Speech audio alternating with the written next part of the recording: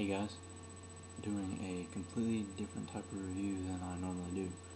I want to try to start reviewing movies, games, anime, manga, uh, just all kinds of other stuff that I have in my room that I, you know, that I like, that I enjoy. Just pretty much anything in my room that I want to review, I'll try to review. Uh, but definitely, I have a lot of movies, so I'm going to try to get some movies. I have a lot of games, roughly maybe 200 games, about 200 movies, and 60 anime DVDs, so I have quite a bit that I can review. I'm going to try to start getting into manga so I can review manga as well. Right now, I'm only into Bleach, really, so I need to go to Books A Million and try to see what I can get into. But I want to get some new stuff out there besides just toys. Uh, these type of reviews, though, will be just me going over the story, I guess, going over why I like it, why I don't like it, if I have it. Uh, Usually I don't tend to buy movies I don't like, but I do have a few of them. So, for the most part, these reviews will be kind of short, they won't be too long. I hope to God they're not too long, because I would hate to have to upload, videos as long as my toy videos um, all the time. I mean, I might try to have 2 of these a week. So, Planet of the Apes, one of the very first DVDs I ever got. In fact, DVDs really didn't even become standard until like 2000, I believe. Um, so it was technically one of the first few, I think, 100 DVDs ever made. I could be wrong, but I'm pretty sure that it is. And this definitely brought the DVD experience to a lot of households. This is one of those DVDs that just completely changed the way you thought you would view movies from now on. The presentation of this movie is just fantastic. I mean, it has a holographic uh, DVD insert. It's even holographic on the back. And there is Mark Wahlberg as Leo, and there's Thade, the villain. As you can see, this is one of the movies that really threw the extra features and the menus in your face. Just you got to buy that type of thing, like Blu-ray is doing right now. So this is a very old DVD. I've had it for a while. Like I was saying, very old DVD. Had it for a while. Great movie. Easily an 8 out of 10. The reason I give it an 8 is because the ending is it's weird. I mean, it makes you think way too fucking much. To the point where I take a whole 0.5 off because it's so out there. So if endings don't bother you too much, this movie's about an 8.5. Maybe a 9 if you're a big enough Tim Burton fan or a big enough Planet of the Apes fan, but 8.5 definitely. If you're not too big on how the movies usually end. Anyways, don't want this to be too long. So basically what I'm going to say is Planet of the Apes, pretty damn good movie. I haven't seen it since this thing was first purchased. I've only seen this movie twice. I watched it just a couple hours ago, and it's still a pretty good movie. I'd still say it's something you need to watch if you haven't seen it yet. But the ending will fuck you over. I mean, it's inevitable. I mean, it does kind of make you use your imagination, kind of think, but it's just way too out there. And for anyone who doesn't want the ending spoiled, I suggest you stop the video now, because that's what I'll be talking about for the next couple of minutes. The ending. Possible explanations to the ending. One is that it's an alternate reality,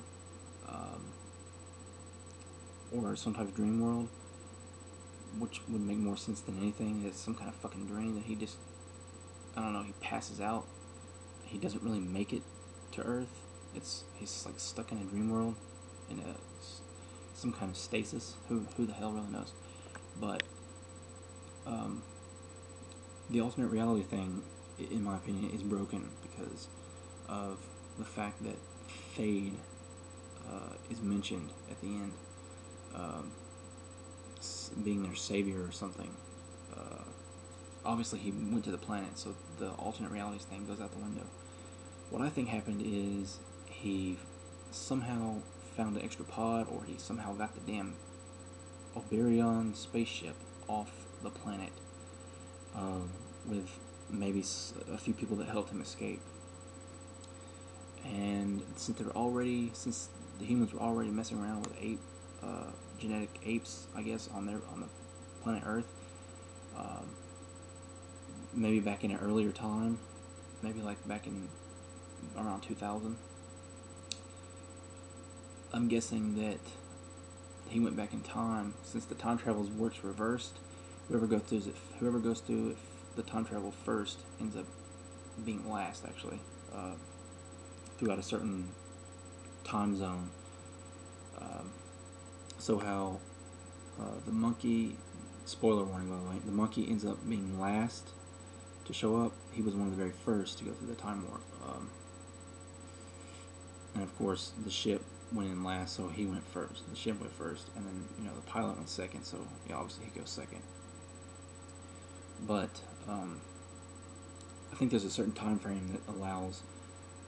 You have to do this within a certain amount of time in the time that people travel back through time. So I'm thinking this happens days later when Fade gets his little band of people together to go after Mark Wahlberg, because he's so pissed that he lost, I guess. Well, on his little time travel, I guess he researches humans on that ship, or throughout the records that they have stored on board the ships. So they get there, they take over the humans, and they have all that technology that they didn't have in 2029 or whenever. So they took them over with relative ease, eventually, because they were getting the genetic apes on their side, genetically enhanced apes. So that's my theory. And then Leo shows up, and he's like, "What the hell's going on?" The movie didn't do as good as they thought it was going to do, so there won't probably be a sequel for a long time. Hopefully they might try to explain this. If they don't, it doesn't really bother me.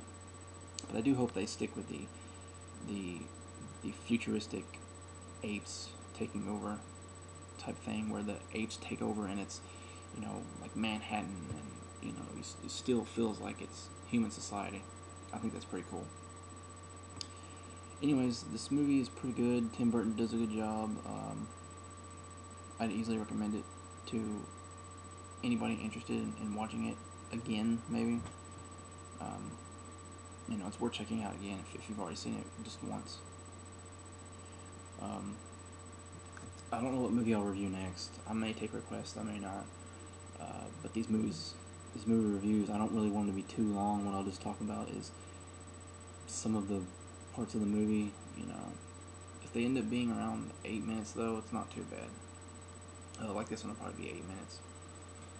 But 8.5 out of 10. Definitely recommend seeing this movie, buying it even. If it's on Blu-ray, I'm not sure if it is. But definitely try to get it. It is a 2-disc. It's a 2-disc set. So, there's the movie, and there's the TV that I watched it on.